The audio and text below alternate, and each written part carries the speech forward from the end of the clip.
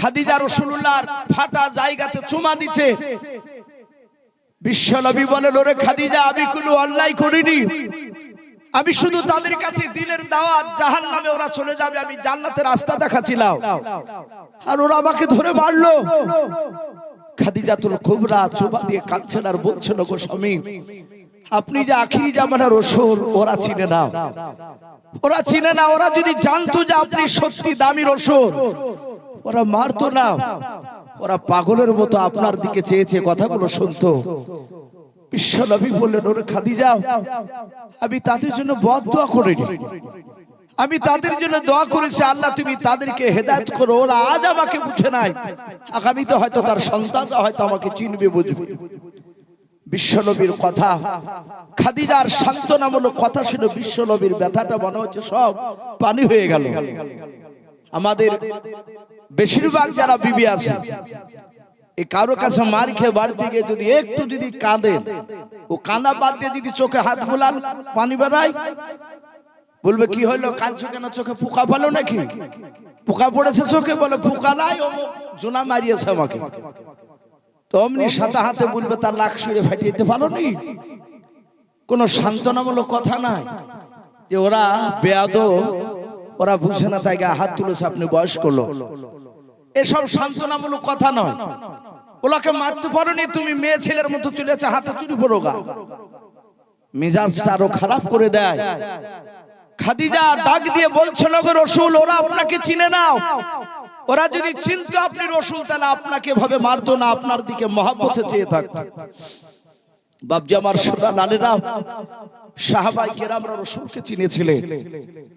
আমার সাহাবারা নবীর দিকে এমন ভাবে তাকাতে, নবী মাঝে মাঝে বলতেন, গো সাহাবারা অমন করে আমাকে দিকে তাকাও কেন, অন্যদিকে বাজাল ফেলো না, আমার দিকে তাকাও কেন। বলছেন, গো রাসূল, আপনাকে যে আমরা বড্ড ভালোবাসি, নবী আপনার দিকে তাকিয়ে অন্যদিকে তাকাতে আমার মন চায় না। জোরে বলুন আলহামদুলিল্লাহ। এই ছিল তাদের মহব্বত, ভালোবাসা। আমার বিশ্ব রাসূলের চাচা সন্ধ্যার দিকে বাড়ি এসে তার অর্ধাঙ্গিনী বিবি আবু তালিব তার স্ত্রীকে বলছে, বিবি, একটা বাসনে দুজনার খাবার খোলো, একটা বাসনে। বলে, এতদিন তো খাওনি, হঠাৎ করে দুজনার খাবার কেন? বলে, আমার ভাতিজাকে নিয়ে খাবো। বলে, বহুদিন আগে খেতে, খাদিজার সাথে বিয়ের পর থেকে আপনি তার রাসূলকে নিয়ে খান নাই, ওরা স্বামী স্ত্রীতে খায়, আপনি আলাদা খান, আপনি আমি খাই, কিন্তু একসঙ্গে তো দুজনে আর খান না। আমার বিশ্ব রাসূল সাল্লাল্লাহু তাআলা আলাইহি ওয়াসাল্লামের চাচা আবু তালিব, রাসূলের যখন 13 বছর বয়স ছিল, সেই সময় নবীর দাদা আব্দুল মুত্তালিব ইন্তেকাল করেছিলেন। তারপর থেকে রাসূলুল্লাহর চাচা আবু তালিব নবীকে নিয়ে যখনই খাবার খেতে বসতেন, রাসূলকে নিয়ে একই বাসনে খাবার নিয়ে খেতেন, একাই খেতে দিতেন না। উনি ভাবতেন, আমি যদি না খাই, একা হয়তো খেয়ে নিলাম, পরে হয়তো আমার ভাতিজাকে, আমার স্ত্রী হয়তো পেট ভরে খাবার নাও দিতে পারে। আমার বিশ্ব নবী, দরদি নবী, রহমতের নবী পাশের ঘরে রয়েছে। এদিকে বাপজি আবু তালিবের স্ত্রী একটা বাসনে খাবার খুলেছে, দুজনা। নবী ডাক দিলেন, ও ভাতিজাও মুহাম্মদ, আপনারা বলুন সাল্লাল্লাহু আলাইহি ওয়াসাল্লাম। ডাক দিয়ে বলা হলো যে, ভাতিজা এসো তুমি আমার কাছে। নবী সোজা চলে আসলেন। বিশ্ব নবীজি ডাক দিয়ে বললেন, চাচা আমাকে ডাকলেন? বলে, হ্যাঁ। বলে, বসো খাবারের কাছে। খাবারের কাছে বসলে আবু তালিব মনে মনে চিন্তা করছে, একে যদি আমি বলি যে তোমাকে আবু সেহেলা মারবে, দিনের দাওয়াত তুমি আগামী কাল থেকে দিও নাও।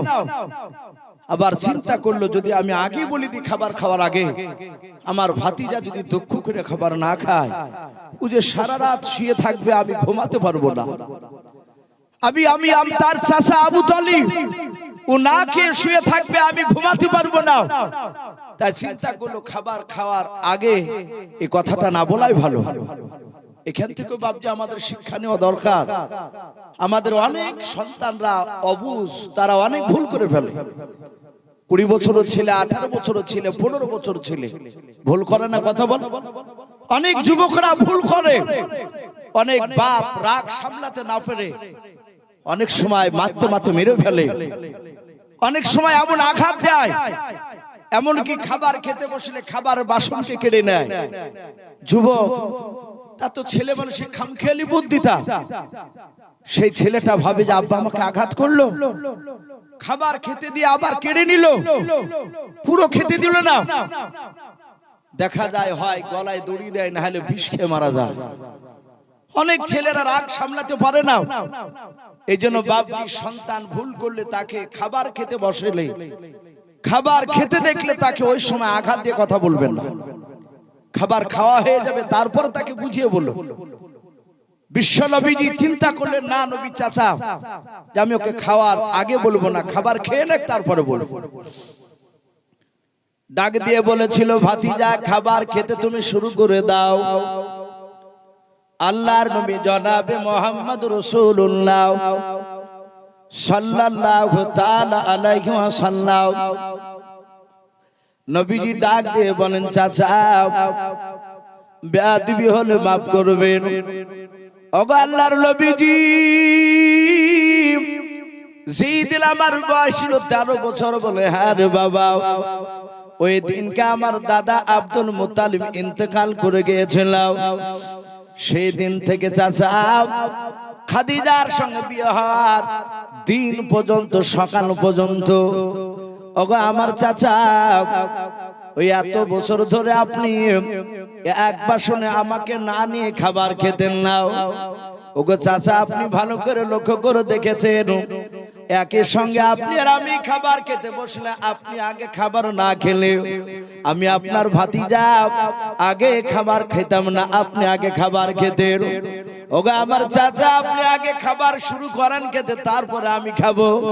আল্লাহর নবীজির এই কথা শোনার পর নবীজির চাচাও আবু তালিব আর থাকতে পারলো না, ধৈর্যের বাদ বাপজি ভেঙে ফেললাম। আল্লাহর নবীজিকে বাপজি পাদা মেরে জোরে ধরে বলেছিল, ওরে আমার ভাতিজা, তুমি আমাকে এত ভালোবাসো? বলে হ্যাঁ চাচা, আমি আপনাকে আমার আব্বার চেয়ে আমি বেশি ভালোবাসি। ও চাচা, আমি আমার আব্বা জানকে আমি চোখে দেখতে পাই নাই। মার পেটে যখন আমি 6 মাসের বাচ্চা ছিলাম, ওই সময় চাচা আপনাদের মুখ থেকে শুনেছি, আমার মার মুখ থেকে শুনেছি চাচা, ওই সিরিয়ায় ব্যবসা করতে গিয়েও মাকামে আবওয়া জায়গাটায় ইন্তেকাল করে গেছে, ওখানে দাফন আছে আমার আব্বার। ওগো আমার চাচা, আমি আমার আব্বাকে নিজ চোখে আমি দেখতে পাই না, আপনাকে আমি শুনে না, নিজের আব্বার চেয়ে বেশি ভালোবাসে, আপনাকে মহব্বত করে। আল্লাহ রাসূলের চাচা কপালে চুমা দিয়ে বলেছিল, ভাতিজা, ও ভাতিজা, আমি যে তোমাকে বড্ড ভালোবাসি রে বাবা। তাড়াতাড়ি বললাম, আজকে দিনের বেলায় কি আবু জেহেল, উতবা, সাইবা, আবু সুফিয়ান এদের সঙ্গে কি তোমার দেখা হয়েছিল? আল্লাহর নবীজির চাচার সামনে বাবা বাচ্চা ছেলের মতো বাবা ফুফরে ফুফরে কাঁদতে কাঁদতে বলেন, ওগো চাচা, এই দেখেন আমার কপাল ফাটা। বলে হ্যাঁ বাবা, দেখতে পাচ্ছি। বলে চাচা, সকালবেলা আমি ওদেরকে কিছু বলি নাই, মক্কা নগরে আমি 8-10টা মানুষের কাছে কলমার দাওয়াত দিয়েছিলাম, আমি জান্নাত জাহান্নামের কথা শোনাছিলাম। ও চাচা, আবু জেহেল তার দলবল নিয়ে এসে আবু জেহেল আমার কলার খানা ধরে টান মেরে মাটিতে ফেলে দিলাম। ওগো চাচা, পাথরে লেগে গিয়ে কপালটা ফেটে গিয়েছে। আল্লাহর নবীর চাচা আবু তালিব বাপজি আহমা করে চিৎকার করে কেঁদে উঠলেন। আল্লাহর নবীর কপালটা কাছে নিয়ে এসে আবু তালিব বাপজি চুমা দিয়ে দিলাম। ডাক দিয়ে বলে, ভাতিজা তোমাকে মেরেছে? বলে হ্যাঁ। আমাকে ডাক দিয়ে বলেছে, তোমার ভাতিজা আগামী কাল থেকে যদি কলমার দাওয়াত দেয়া বন্ধ না করে আমরা মারতে বাধ্য হব, তাকে মেরে ফেলব। ওরে আমার ভাতিজা, আমি তোমার হাত ওখানা ধরে বলি বাবা, ওদের চেহারার দিকে আমি চেয়ে দেখলাম, ওদের চাউনি ভালো ছিল না, ওদের চোখগুলো মোটা মোটা ছিল। ও ভাতিজা, আগামী কাল থেকে জানো বাবা কলমার তুমি দাওয়াত দিতে যাবা না। ওরে বাবা, তোমাকে মারলে আমি যে তোমার চাচা আবু তালিব আমি সহ্য করতে পারি না, থাকতে পারি না। ও ভাতিজা তুমি শুনে নাও আর কলমার দাওয়াত দিও নাও। আল্লাহর নবী আবু তালেবের হাত ওখানে জুড়ে ধরলেন, কাঁদেন আর বলেন চাচা আপনি সব বারণ করলে সব আর না শুনবো, কিন্তু কলমার দাওয়াত দিয়ে আপনি বারণ করেন না চাচা আমাকে। আল্লাহর নবীজির চাচা ডাক দিয়ে বলল ভাতিজা আবু জেহেলরা একটা খুশির খবর শুনিয়েছে। বলে কেউ? বলে তুমি যদি কলমার দাওয়াত দেওয়া বন্ধ করে দাও ও ভাতিজা আমাদের বাপ দাদা ধর্মের বিরুদ্ধে যদি কথা না বলাও তাহলে আবু জেহেল উতবা সাইবা আবু সুফিয়ান ওরা বড় বড় নেতারাও তারা জবান দিয়েছে কথা দিয়েছে তোমাকে 200টা উড়দান করবে, ওই মক্কা নগরীর সবচেয়ে বড় খেজুরের বাগানটা তোমাকে দেওয়া হবে, 3 নাম্বার তোমাকে গোটা আরবের মধ্যে উচ্চ সম্মানের অধিকারী করা হবে। ওরে আমার ভাতিজাও এই 3টা জিনিস পেয়ে গেলে আর মৃত্যু পর্যন্ত তোমার কিছু করা লাগবে না, তুমি পায়ের উপর পা তুলে তোমার দিন চলে যাবে। আল্লাহর নবী বলেন চাচা আর কিছু দিতে চাইছে? বলে না, এই 3টা কথা বলেছে।